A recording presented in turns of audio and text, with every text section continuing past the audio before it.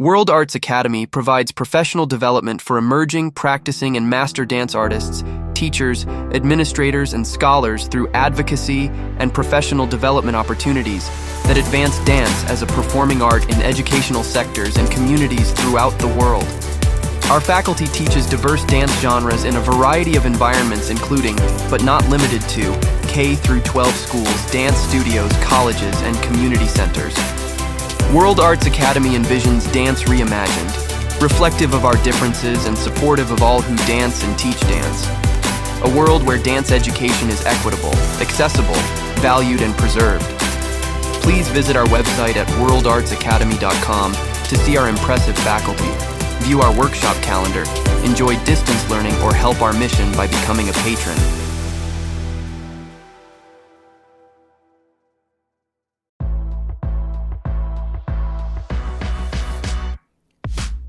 The Danceology podcast interviews the great masters of dance, the working professionals starring in today's most exciting shows, and the rising stars ready to amp up the craft. I'm your host, Edyta Sliwinska from Dancing with the Stars. Join me as I dive into the world of dance, uncovering unique stories and the fascinating personalities of industry professionals on Danceology.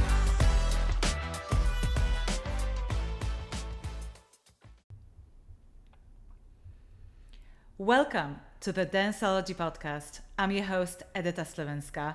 With me in the studio is my producer, Todd. Today, I will be entering a less familiar territory. I will be talking to an Olympic ice skater, Polina Edmunds. Polina is the embodiment of dedication and perseverance, both on ice and off.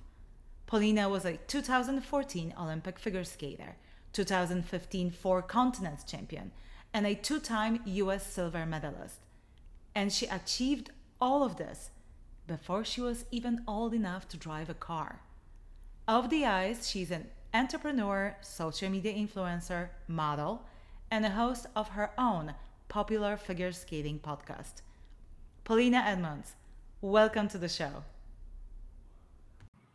Polina, is that true that you first stepped into the ice at 20 months old? Some kids barely walk at that age. Do you have any memories from that period?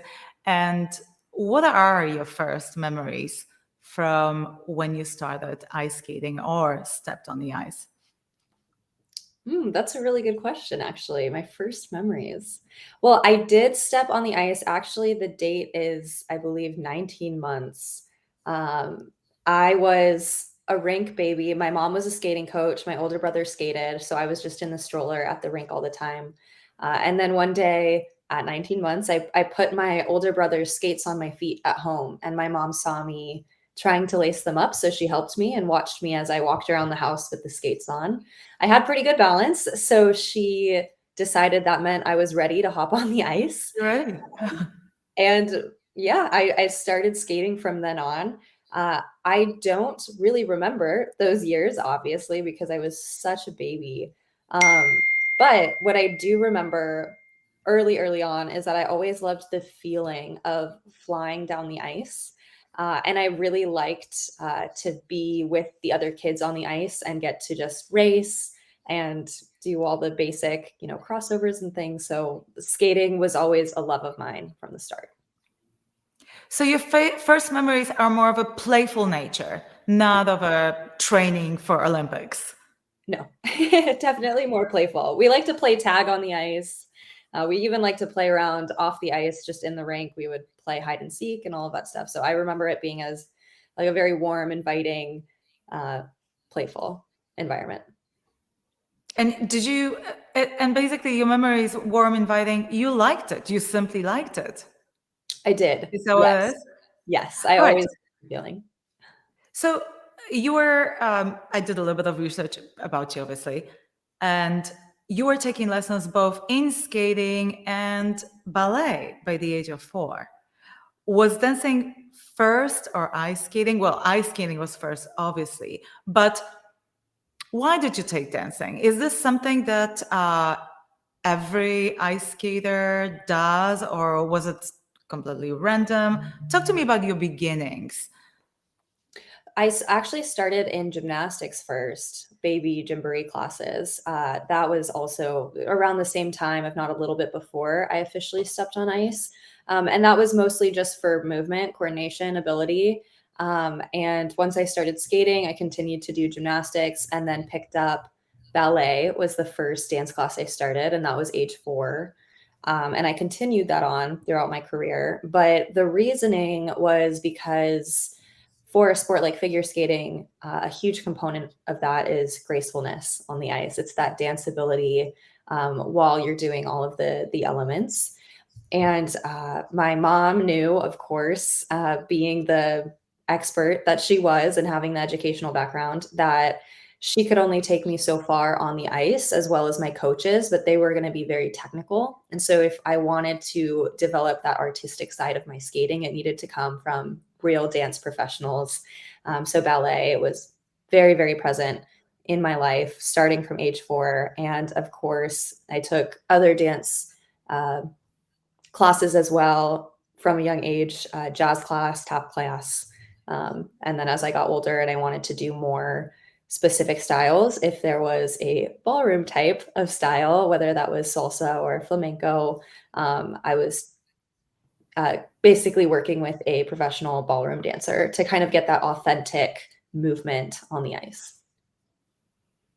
So being trained in both ballroom and ballroom dance and skating, apart from the obvious, the differences, you're on skates and dancing, you wear shoes or barefoot or whatever you wear. What are some of the major differences in the way your body moves and the muscles that you use between ice skating and dancing? How do you approach dancing? How do you look at dancing? How do you look at ice skating? I love dance classes. I always have. I love the movement that you're able to do on the floor. And it's very different from skating because you're never really in one spot on the ice. You're always gliding and moving. So the movement is a lot more limited, I would say, on the ice than it is on the floor in terms of specific muscle groups that are working to hit a lot of the movements, especially the legs and the feet. But I think the best part about using those dance classes and transferring them to the ice was the overarching theme of posture and proper arm movement. The transitions in between poses is probably the biggest difference that you see in people who take dance classes and skate and people who don't. So the technique is really where it comes in, and you can mimic a lot of that on the ice. But yeah, it definitely is different. It's nice to have choreography on the floor and then trying to put it on the ice. It's going to change completely because your feet can't just stay in one spot. They're going to be gliding and moving unless you're on your toe picks. But even that, the boot is so much more stiff and limiting. And I can remember my ballet teachers growing up, they would always be telling me to point my foot harder. But they also knew that in my skate, I couldn't point my foot. It doesn't matter at all. Like not the same way that like you can in a ballet shoe or a point shoe eventually. So that like obviously there's a huge difference, but my toe point in skates is way better than somebody who never did ballet, for example. So that those muscles still translate. It's a little bit different. Well, I'll tell you this. I was on a season of Dancing with the Stars with Christy Yamaguchi. Ooh. I knew I was doomed because obviously Christy Yamaguchi, she came first and me and my partner were second. And she was incredible. Obviously, there are a lot of parallels between dancing and skating. So we knew she's going to win. But one thing that judges criticized her, and I saw that she could improve, were her feet. Yeah. And you're completely right. Her feet, she could point better. I thought she doesn't have enough flexibility. Just that one thing, she was absolutely fabulous in all other accounts. So definitely dancing. So tell me, you like dancing. Have you ever considered becoming a dancer rather than skater? No, just because I was spending so much time on the ice and I loved how I felt on the ice. I always felt very special.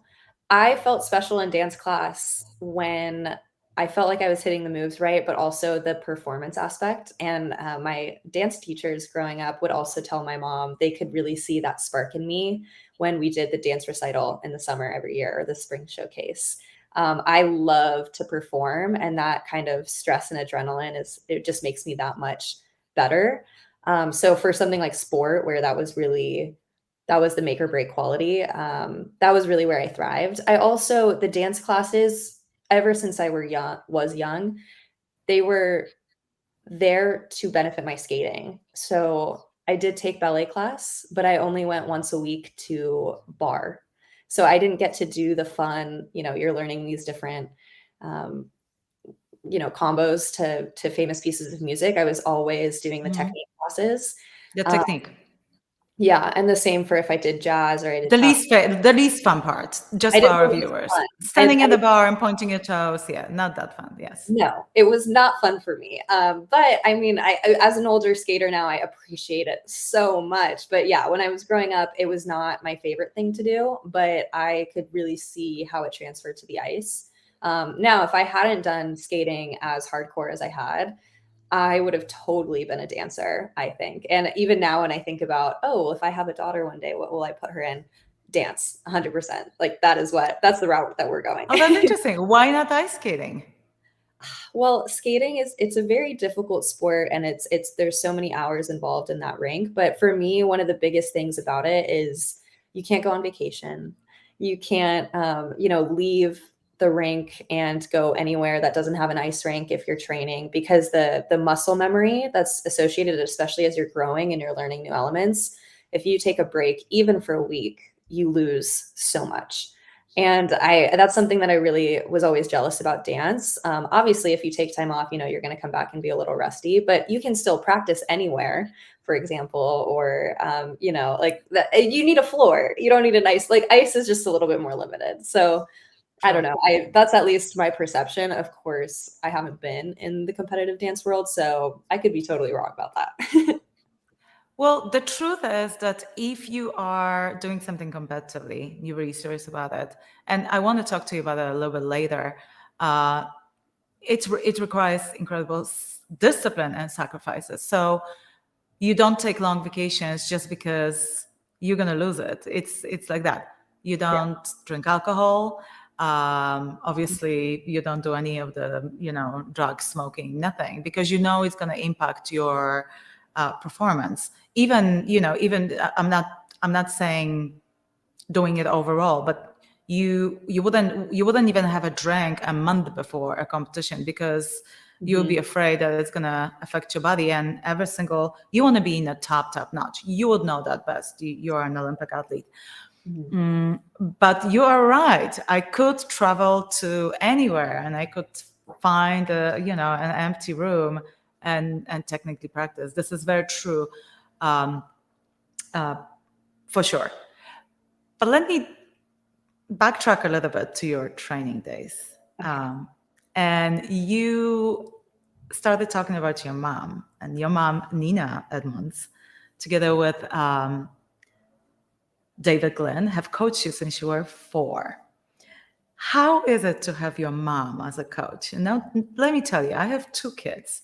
And speaking from my experience, I teach them dance. It's the most difficult thing in the world to have your child listen to you, take you serious. There's just certain dynamic. And I'm not the only parent. I hear it all the time, that teaching your own kid is a nightmare.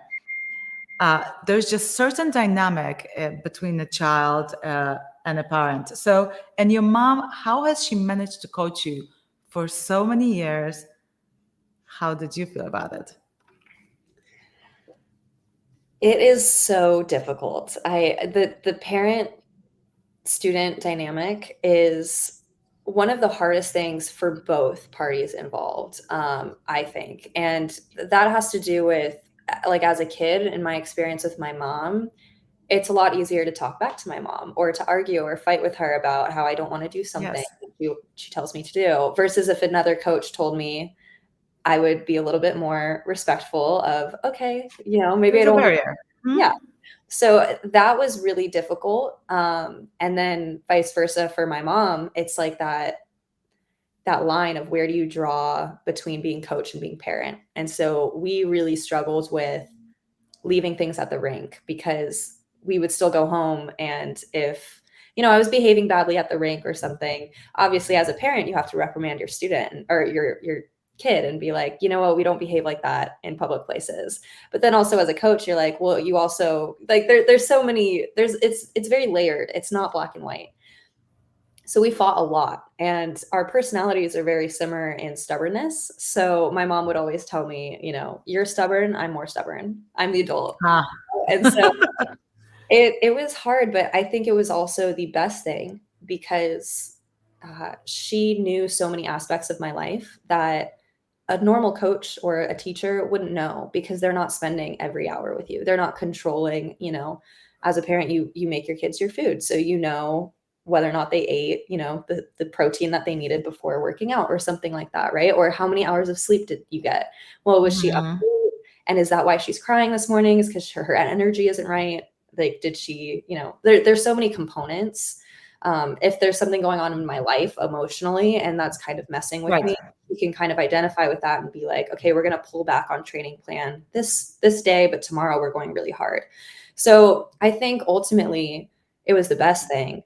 And 100%, there's no way that I would have became an Olympic skater without her, because she was able to push me harder than anybody else could push me, because she was my mom. And as difficult as it was, she was very positive with me. So it was never tearing me down. She was always very, you're the best. You're so talented. Do this. You're going to do this. There's no reason you should worry. And so my tears, all the stress that I had, it wasn't because of me not feeling good enough. It was just because it was hard work. And she knew that. So that's why now I can look back and be like, what she did was incredible and very difficult for her to do, as well as me. And that's why now, as an adult, I'm very close friends with my mom. We have a great relationship, and it's huge blessing. So did you bring the ice skating to your family life, or did you have the rule of leaving the training, the coaching stuff on the ice rink? Or did you talk about whatever happened on the ice rink at home? Did you have any rules regarding that? No, we had no rules. It was very in my family, for sure. We would come home and a lot of things would still be about skating. And like that also came with, family vacations. We didn't get to do any until I was much older as a teenager. I think we still to this day have maybe gone on 3 family vacations ever. And a lot of that had to do with, well, Polina can't leave the rink. Polina can't go, do this. Yeah. Or, we used to go skiing all the time when I was really young. And then by the time I was 7, we couldn't go skiing anymore because, Polina could get injured. We can't do that. Yeah, you can't do it. I went back to skiing when I was 30 something, because what would that do to my career? I would have to leave the, dance for 2 or 3 months. That would be a disaster. That would be the end. Yeah. All right. So coming back to your mom is Russian. My husband was born in Belarus. His parents are from Belarus. I'm not sure which part of Russia your mom is from. And Russian culture is very different, particularly when it comes to sports. I feel like it, and ice skating and ballroom too. It's a whole thing. It's a whole culture. People almost. It's a huge part of their culture. I feel like more so than in America. So I wanted to ask you about that, and also coaches are a lot more tough. My daughter is taking rhythmic gymnastics with Coach Natasha. She's Russian, and she's by far the toughest coach I've ever came across in America yet. Is your mom? Did your mom come from that tough Russian culture? Did she give you any of that toughness? I know you said she was very positive, but being positive and being tough can't be done at the same time. I mean, My mom was very different from every other parent at the rink or parent at school because of that culture that you're saying. I think the discipline of Russian culture when it comes to sports specifically, but honestly, most, whether that's music or All whether sports, that's, yes. anything, they they're there to work and do a job. And the behavior of when you're young to when you're older, like it's all the same. And it's fascinating when I go over, like I've been to Estonia, for example, and I've worked with their skating teams. And from the kids that are 6 years old to the kids that are teenagers, they have the same listening capability and they have the same effort and the same Focus. focus. Yes. And, Yeah. and it's very different in the US because culturally, of course, we're a little bit more nurturing in a way, but also Mhm. we don't have the same, like you just don't push your kids the same way. And like the coaching is limited of how far you can push your students too. And so for my mom, she brought that Russian culture to the US with me and she created a system that could compare to what she experienced in Russia. 'Cause she grew her first 25 years of life were there.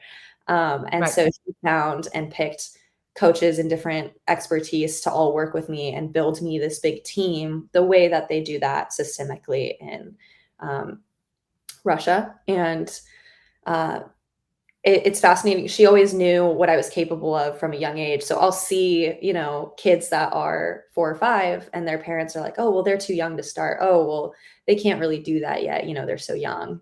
Versus my mom was out there having It's me like, run no, you can do it. Yeah, yeah, yeah. everything.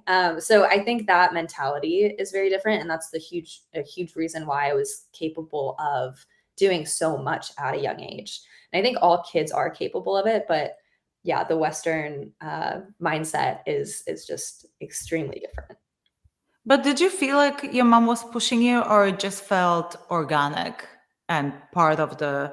I like what you said that your mom built a system. I Mhm. think that's actually a huge key to a success, to build a system for our kids where they can thrive. Uh, Mhm. but have you ever felt like it was not?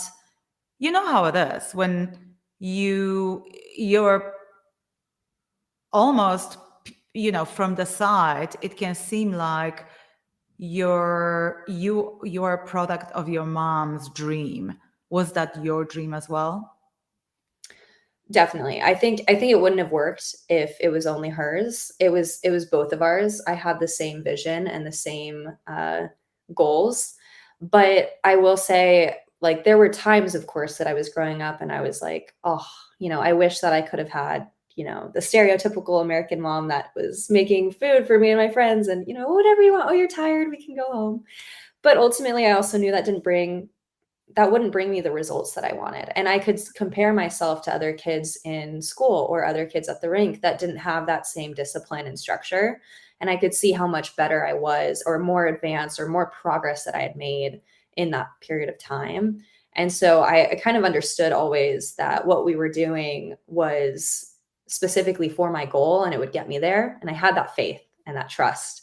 But also it never really felt like too much. I think for me, I was just like, as a kid, if I needed to cry or I needed to fight, it was me handling the stress. I wasn't the type of kid that could just, you know, shut my mouth and keep it all internal. I needed to get it out. And my mom knew that too. And so we would kind of work together on that. But um, she let me do a lot of really fun things too. And she always did that for my brothers and I. So it never felt like it was too much. It was just that I have my plan, we're going to stick to it, and I need to work hard. Systems. That is Yes. a good advice. And I see that you were saying you appreciate what she did, not only from the perspective of time, but you actually enjoyed doing it, which is really important. I hear so many kids saying, "Oh, I wish my parents pushed me to do this, and I wish my parents pushed me harder to do that." But at the time, they didn't enjoy it, and probably that's why their parents didn't push them. So I can see your perspective.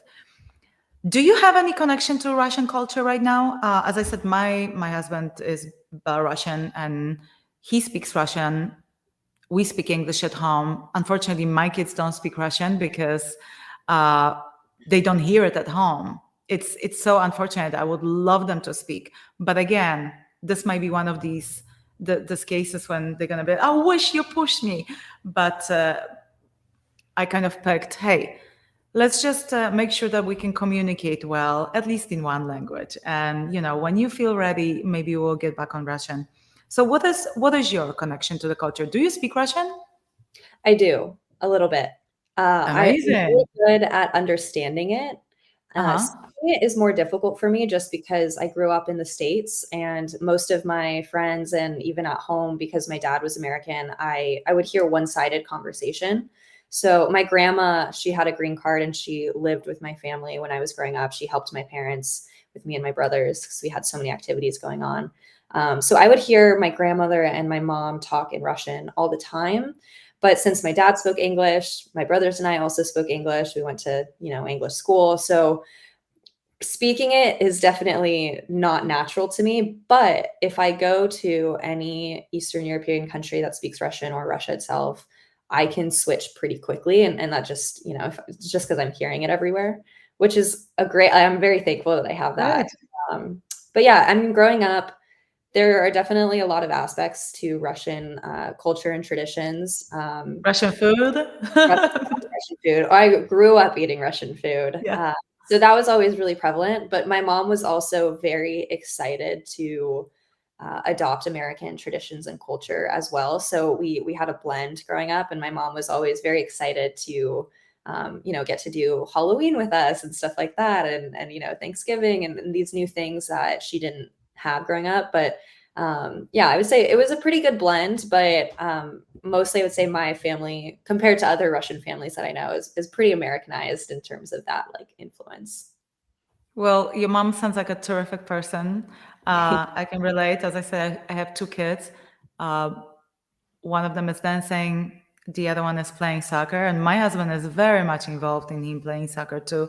Although he was not a professional soccer player, but he did play in high school and has knowledge about it. It's incredibly fun.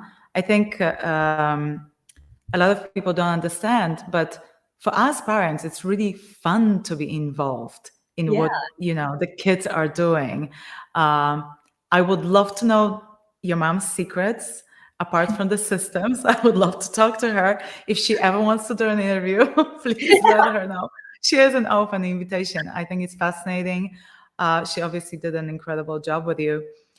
Speaking of that, you represented the United States at the 2014 Winter Olympics in Sochi, finishing ninth, and you were only 15 at that time, which makes you the youngest member of US figure skating team since Tara Lipinski. Tell me about that experience. Were you happy with your placing? Did you feel a lot of pressure? How was it for a 15-year-old to go to the Olympics? Oh my gosh, it was such an incredible experience. Definitely like one of the most amazing things I will have ever done in my life. I was really young, so honestly, my memories of it are just of like pure excitement. Of course, there was like nerves and stress involved, but not nearly as big as how happy I was to be there, and the kind of like it didn't feel real. It was something that I grew up dreaming about, and all of a sudden it happened. And of course, I Dream worked come for true. it. It was a dream come true. Yeah. And so even like me running around the village and getting to compete on the Olympic ice and meet all these famous skaters, it was unreal. And I think in terms of my performances, I was very proud of how I skated and what I did. I was so new to the circuit. It was my first senior international competition. So I wasn't really aware of the structure involved in just, normal sport politics of, how everything goes, how skaters are judged, everything. So I was really going in with this vision of, I'm going to skate well and like I want a medal and I want to do this and that. And I mean, it was a great mindset to have. And but of course, I was brand new for the judges to see, right? So they didn't know what to expect. And I was scored well, but I think I could have scored maybe a little bit higher had I been in the international scene beforehand. Better And the known. new, yeah, exactly. So I finished ninth. I finished in the top 10. which is a great statistic. Of course, I wish I could say that I finished higher, but I can't control the results or the placement. The only thing that I could control was how I skated, and I did skate very well, very strong. So I'm very happy with my Olympic experience and very proud that I was able to do that at such a young age. So as you mentioned, you thought you were a little bit underscored, and I actually read an article that mentioned that many people thought even later in your career you were often underscored. Do you agree with that? And tell me a little bit about the politics of ice skating. There's a lot going on with that in ballroom dancing. So what's happening in ballroom dancing is that the judges are the coaches. So those two are not separated. I know that definitely in the Olympics, I'm pretty sure none of the coaches can judge. This happens in the ballroom world all the time. It's an inherent conflict of interest.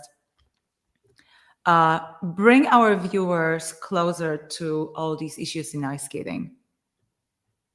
Interesting.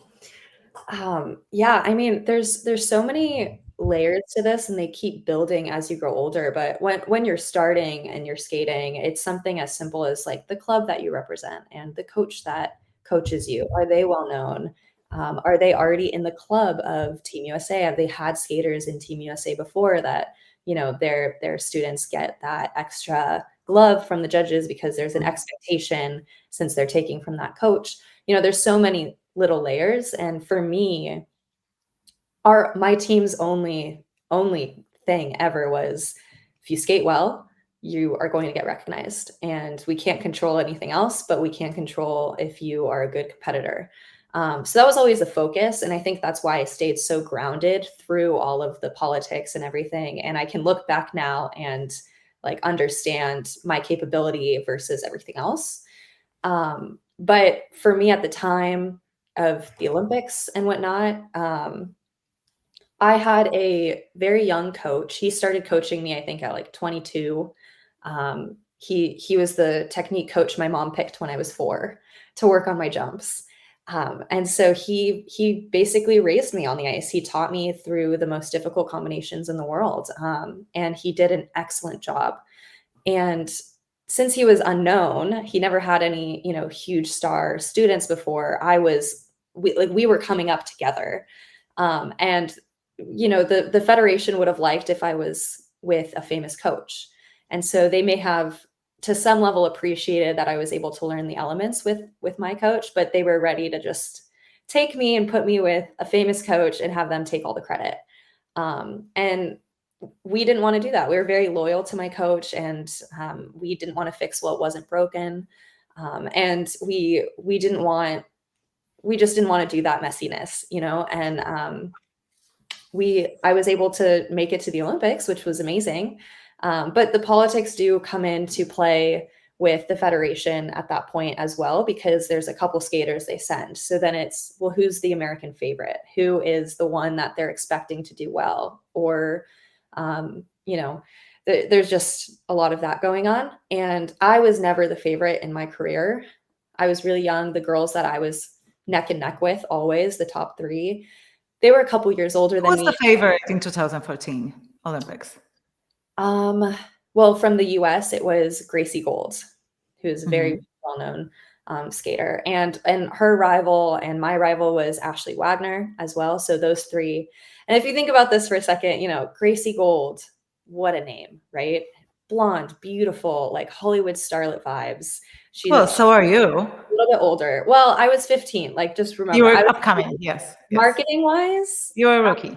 I was very different, from what they were doing with them. And same, Ashley Wagner, a couple years older, early 20s, also blue eyes, beautiful blonde hair. They were gorgeous, and they were on CoverGirl, and they were on Nike, and they had sponsorship deals with all these big brands, and they were on all the Olympic commercials. And I was not. I didn't have any of that stuff. I had just earned my spot on the team, and then I went. And I saw, as I continued to skate for the next couple of years, the media really liked them and pitting them against each other. And they were, early 20s, beautiful girls to watch. And I was this up and comer, 16-year-old, 17-year-old. I had braces, I was in high school. So they could have marketed me in a different way completely, but they chose to focus on them. And so every time I came, it was always score me well enough to be just under them, but they didn't really ever allow me to surpass them, even if I had skated better technically. And that was really difficult for me because I felt like what I was doing was not that it wasn't enough technically, but that there were other factors at play that I couldn't pass because I didn't have sponsors and I didn't have the love that I felt like they were getting from the federation. But the mindset was always, if I skate well, they can't keep me down, because I knew that I was good enough and I knew that the stuff that I was doing on the ice was great quality. But it was hard. It was really hard not being the favorite. And I do think like they were amazing skaters as well. There's no doubt about that, but it's always hard to see people make mistakes and still end up higher than you, when as a sport, it should be who skates the best on that day. So yeah, I wish things could have been a little bit different in my time, but I was part of one of the strongest packs of women's figure skating the years that I was on top. And so I'm really proud that I was even able to be in that pack. And I still feel that respect and that recognition when I go to skating events now, 10 years later, and people will talk to me about my past performances. Or like you said, there'll be comments that say, I was really underscored. And I'm like, well, thank you for that recognition, and it's out of my control, but I can be proud of what I put on the ice. So tell me, after you made it to top 9 at the Olympics, has any of that changed? Have you gained more recognition? Did you gain any sponsors? Were you more featured in media? How has your life changed after the Olympics? Well, I mean, being an Olympian, it's like a status thing of you made it to this top thing. So forever, it's an incredible achievement by any means.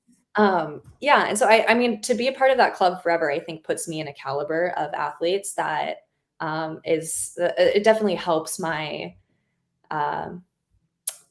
credibility, I guess, as a professional and expert in the sport. But I didn't receive any big sponsorships or anything like that, even after the Olympics. And I actually won a major international competition the next year when I was 16 against some of the strongest skaters. I beat Gracie Gold, my rival. I beat some of the top Japanese girls.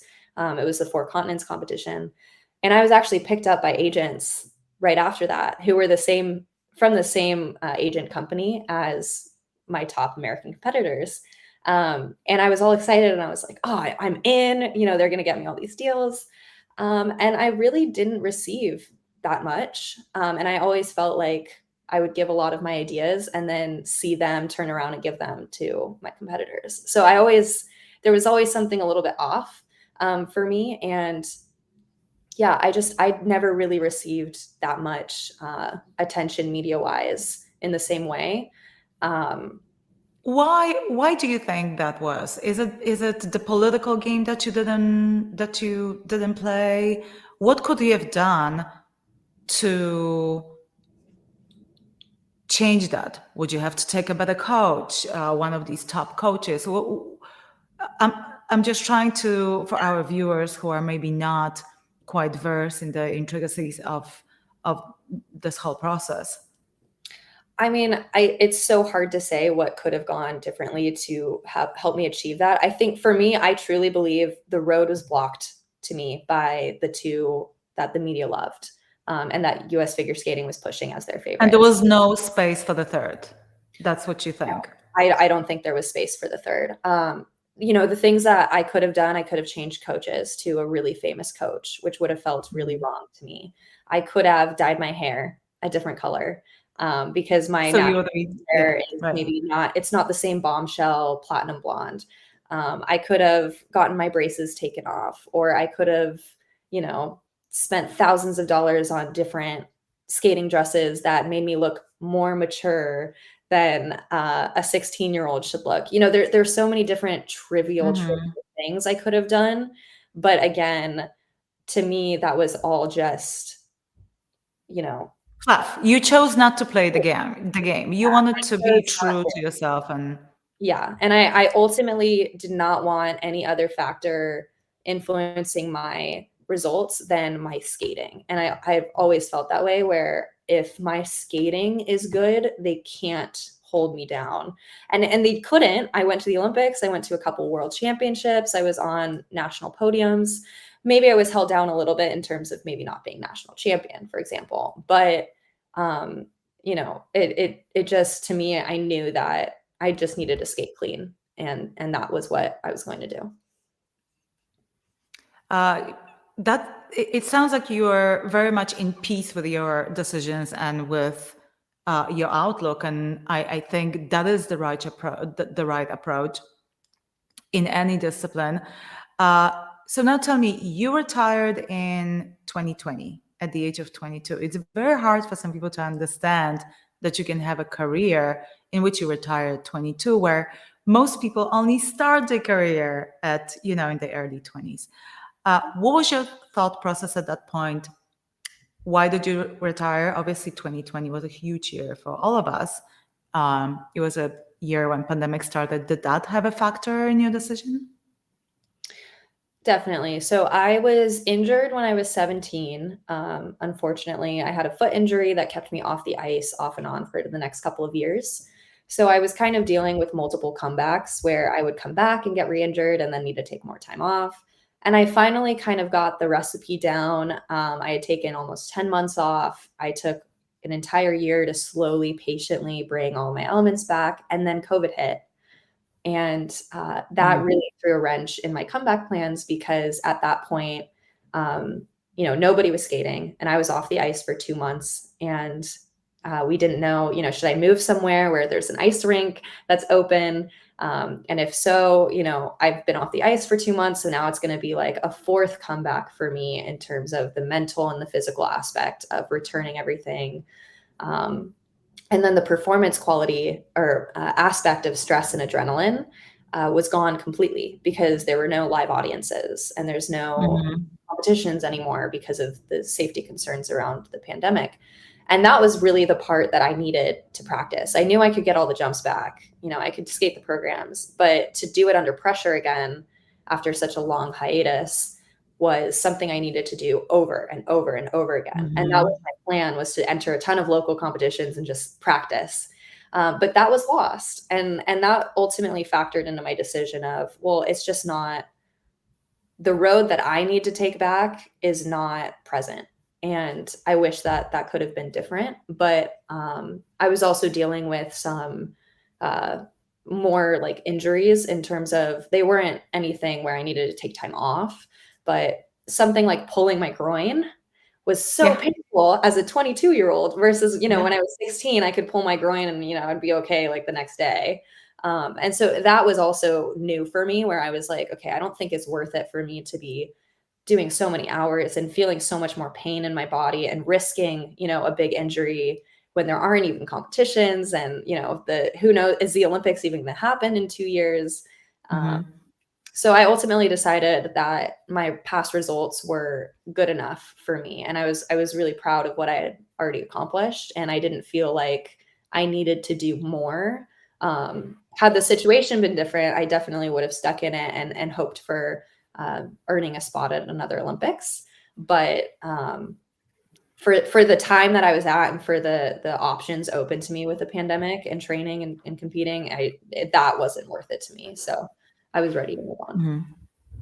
So coming back to your injuries is something that every athlete deals with. And, growing up, we kind of feel like we are invincible. When did you start becoming aware that this can be a major factor in your career? I mean, literally one bad fall and your career is over. Did your injury change your perspective on your career, on your life, how you're going to approach your future plans? I understand that you eventually finish your career, but when did it come to your realization that, all right, hey, what do I do next? When did you start thinking about it? When I was injured, I was ending my senior year in high school, and I had just gotten into my top choice of university in my hometown, Santa Clara University. And I went to college that summer, or end of summer that same year, Mhm. and I was dealing with recovery from injury and comeback and all of that, all while being in college and learning so many new things and starting to focus on my future career path that was outside of skating eventually, and meeting so many people with brilliant minds and things that were completely different than skating. And that was really eye-opening for me of what's out there, what is out there that I could do that's more than just skating. Um, and I always knew I would retire someday, so I needed to have tools that helped me like move on to the next thing. Tell us, Uh, what is the average age when ice skaters retire?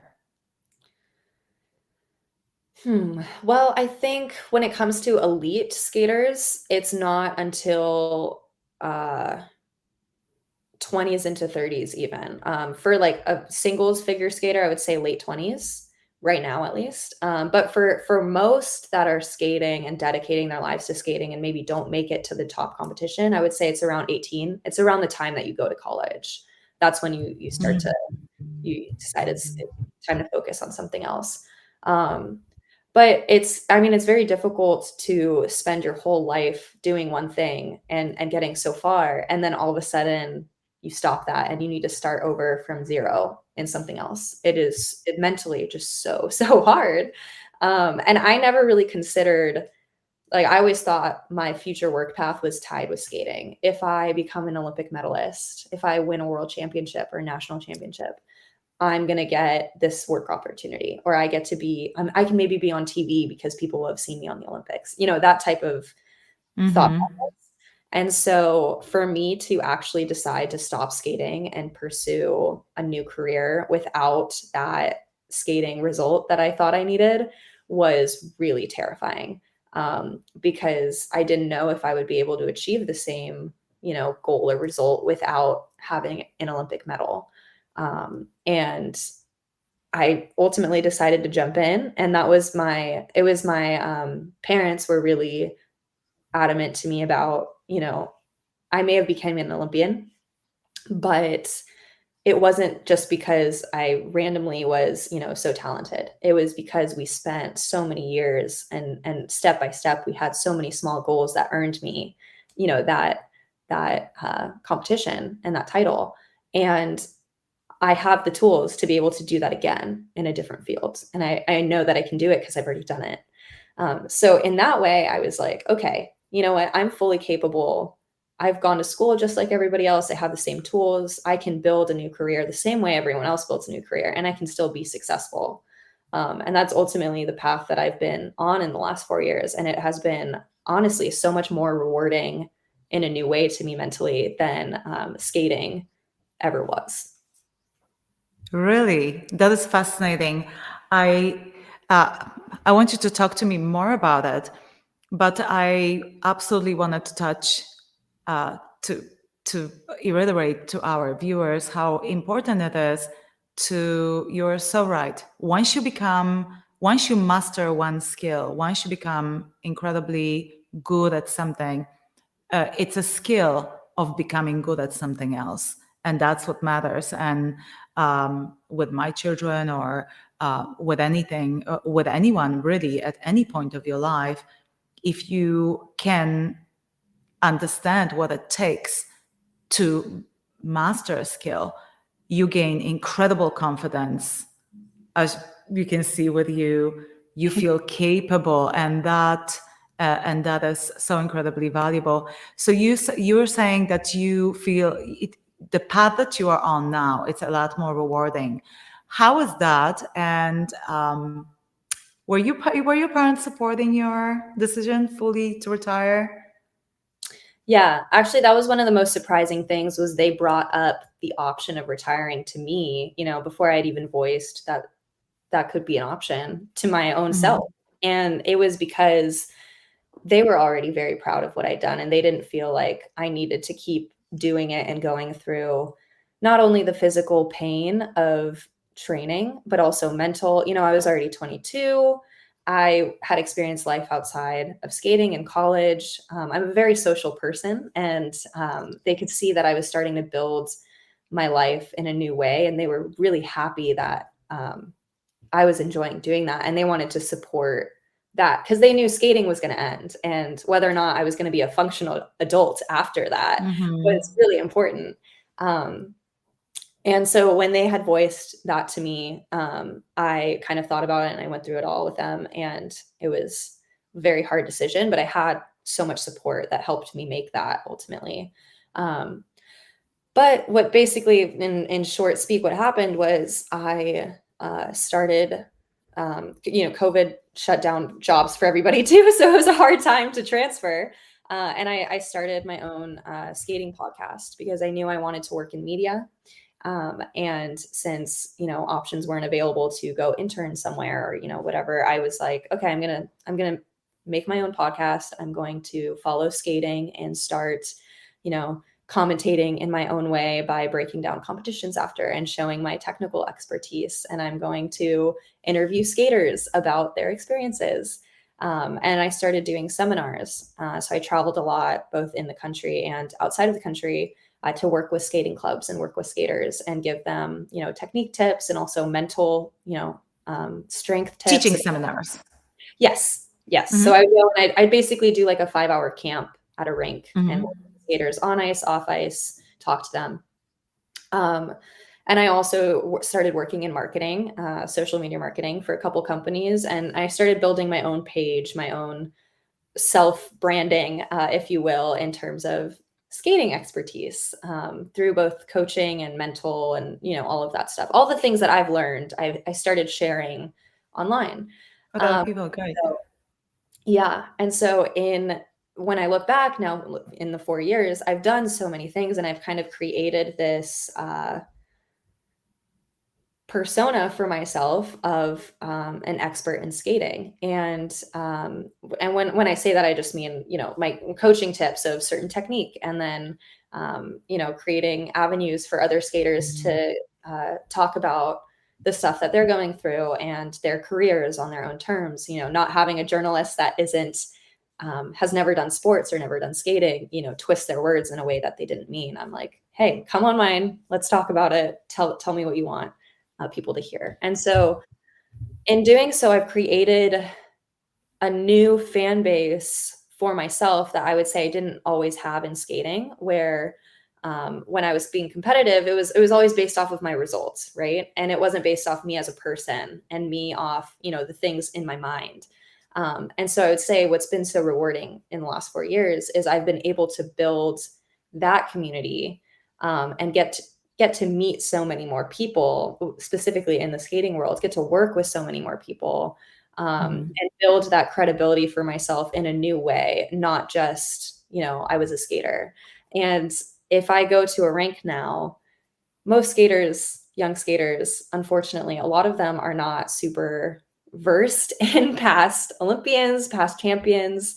And so they might not even really know or care that much that I went to the Olympics 10 years ago, but they love the stuff that I'm putting on Instagram, for example, the skating videos and the tips and whatnot, or they want me to come and teach them in their skating club one of my signature moves, which is a twizzle. So all of a sudden having this new relevancy within the skating community that's not tied to competitive results is the best feeling because, competition ends and there's always a new champion. But I've been really able to take that skating, take what I learned in school and marry the two and build my own business essentially in working with skaters and working in the skating community. Right. And your new career doesn't have an expiration date like ice skating career does. Exactly. Yeah. That's comforting as well. So I was going to ask you, so on LinkedIn account, you're described as a social media marketing at a health institute. Is that something outdated or this is something that you're still involved with apart from all your other activities? Professionally, it's still something I'm a part of. I am a social media manager for a couple accounts. One of them is the Health Institute. So Got it. Okay. yeah, I work in marketing for a couple different things. Got it. Well, what advice would you give to young people who not only dream about becoming Olympic athletes, but also in general that want to make it, want to be successful in life? What is an advice that you would give them? Honestly, I think my favorite thing that my coach used to tell me that I still apply to now is horse blinders. You just have to. Horse blinders. Yes, you have to have tunnel vision. You can't look at who's around you or what everyone else is doing and get influenced by all these outside opinions. You have to stay true to you and your plan. And you have to understand that everything takes time and everybody has a different moment that they're going to shine. And just because somebody might have their moment before you doesn't mean you're not going to get yours. And so it's trusting that process and timeline of, small steps are going to get me the big goals that I want. I think that's my biggest advice to anybody, whether that's in sport or whether that's in, building career. It's just, nothing is just going to happen like magic. It's going to be through a lot of work. And if you can be patient and keep building, you are going to achieve what you want to achieve. Last question before I will ask you to share your social media account, where we can find you, and whatever else you would like to do.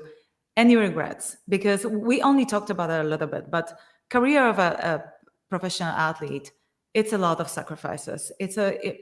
I felt like I had no social life comparing to my peers growing up. I didn't go to parties, as you say. I didn't go to skiing trips with my friends. I didn't go out. I did a little bit here and there, but comparing to what they were doing, that was literally very, very sporadic. I had one good friend growing up. I missed a lot of days at school. I didn't go for vacations. My vacations were dance camps. Probably you had ice skating camps. Tell me about these sacrifices, and do you have any regrets that this is the way you grew up? I don't have any specific regrets about my life growing up as a child, mostly because of the results that I got, because I went to the Olympics. Because it was worth it. It was worth it. Absolutely. Was my childhood really difficult and not like the rest of my peers or even my brothers? Absolutely. And it's funny, even now when I talk to my fiance, he romanticizes so much of his childhood. And, I have so many friends that talk about, I wish I could just be a kid again. And for me, I'm like, I don't want to go back to that at all. I love being an adult because I'm in full control of my life and my choices, and I get to do all the fun things that I didn't get to do when I was a kid. So just like looking into the future, even when I think about family, I can't wait to go on family vacations and do really fun things with my kids. There's time to do all that stuff that I didn't get to do before. But I think in terms of like looking back, advice that I would give to my younger self, because I'm a stubborn person, I'm a Taurus, I would say my self-talk would be a lot more open. I would be more open to new ideas and sometimes advice from people. Again, not to contradict my earlier statement about, focusing on yourself, but you don't always have to be so high strung in, this worked for me and I'm not going to change it all. You can kind of be a little bit open to, well, we could try something a little bit different, but still honor Flexible. that. Yeah, a little bit more flexibility. And I think that probably could have helped me as a teenager with skating, with maybe playing politics a little bit, there are all those different things. Just being a little bit more open-hearted to improving and not feeling like everything I was doing was like exact and everything was perfect. We can all improve. Even now, and I look back on everything and I skate now, I'm like, there's always something that I can do that's just a little bit better.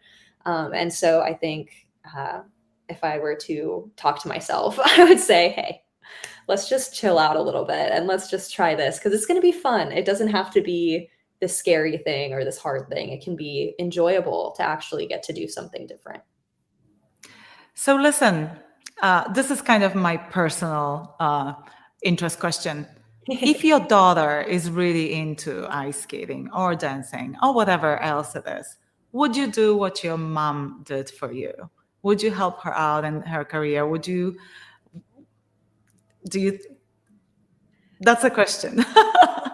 I mean, it's a great question. I think if it came down to it and I saw the passion and the talent and the potential, yes, to a degree, I would definitely give her the same structure and I would give her the same tough love of realism, but also positivity. I don't know if I would do, like, it's really hard to say, like, could I do a better job than my mom in terms of balance, mom and coach? Not that I need to be better. Like, I'm not competitive, but if I think back to my childhood, the coming home and, like all of this different stuff, it was so difficult. And so for me, I dream of my kids are not going to have to do anything hard and we're just going to have fun. I want to have the fun in my life too. But I think if I had a talented kid in any profession, I would do everything I could to help them, succeed the way they wanted. So probably if your child drives it, you would go for it, but they have to be the ones driving. Yeah, absolutely. I don't think the will to do it. I'm not going to be the one driving the car. They're going to be the ones that tell me that I need to step on the gas for sure. All right. Well, okay. Tell us where we can find you. Tell me your social media account handles and all that, and whatever else you would like to share with our listeners. My social media account, I'm on Instagram and Twitter. It's just my name @Polina Edmunds. And my skating podcast that I interview a lot of athletes on is called The Iron Butterfly. Nice. Nice. I didn't ask you about your skating podcast, but it sounds incredibly interesting. And I think I bet there's a lot of value into it. So I wish you the best luck in whatever you're doing. You're absolutely terrific. Thank you so much for joining me today. Thanks so much for having me. This was fun. Thanks. Thank you for listening to the Danceology podcast. Please be sure to rate and review this episode. If you have questions or comments, you can email us at danceologypodcast@gmail.com. We are also on Instagram and Facebook @Danceology Podcast and available anywhere you listen to podcasts. Thanks for listening.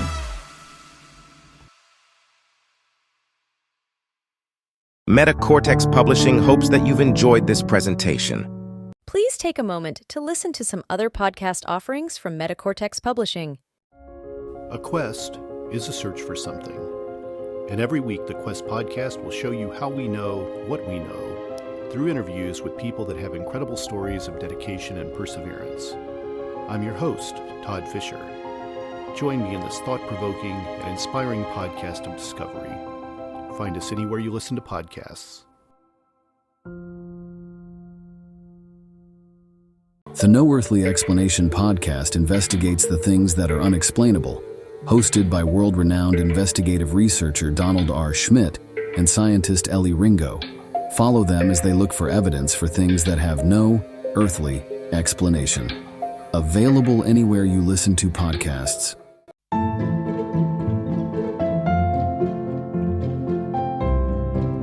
Hi, I'm Father Daniel Duplantis, a Catholic priest, martial artist, and host of the Karate Priest podcast. Have you ever wondered what the church teaches about different topics? Are you a martial arts enthusiast or just someone who wants to learn more about martial arts? I'd like to invite you to join me and many guests on my podcast as we cover topics of faith, everyday living, and martial arts on the Karate Priest podcast.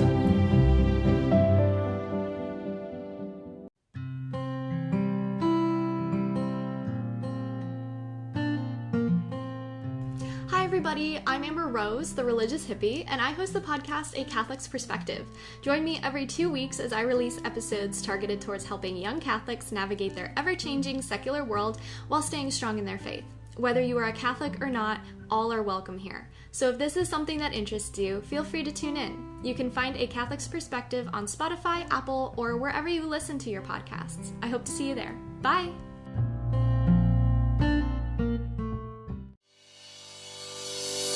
Thank you for listening to this podcast. Please be sure to rate and review this episode. This podcast is produced by Todd Fisher and Anthony Smith and is distributed by Metacortex Publishing. This podcast is copyright. Any previously trademarked or copyright content is used by permission. Information and opinions stated in this podcast should not be construed as medical advice. Please be sure to visit the official website for Metacortex Publishing at metacortexpublishing.com or find us on social media for other unique content.